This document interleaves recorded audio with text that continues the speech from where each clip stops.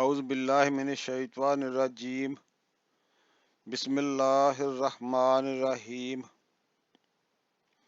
السلام علیکم ورحمۃ اللہ وبرکاتہ۔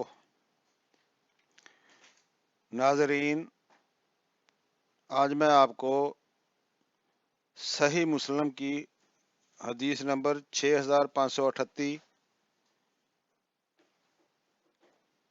اور اس کا ترجمہ بتانے لگا ہوں۔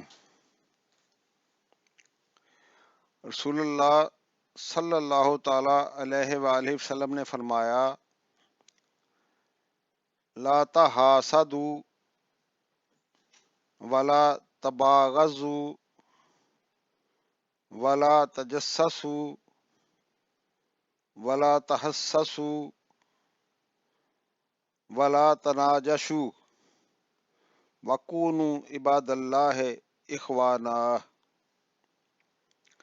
جس کا ترجمہ یہ ہے، ایک دوسرے سے حسد نہ کرو، ایک دوسرے سے بغض نہ رکھو، دوسروں کے ظاہری عیب تلاش نہ کرو، دوسروں کے باطنی عیب مت ڈھونڈو، ایک دوسرے کے لیے دھوکے سے قیمتیں نہ بڑھاؤ، اور اللہ کے ایسے بندے بن جاؤ جو آپس میں بھائی بھائی ہیں۔ آمین یا رب العالمین۔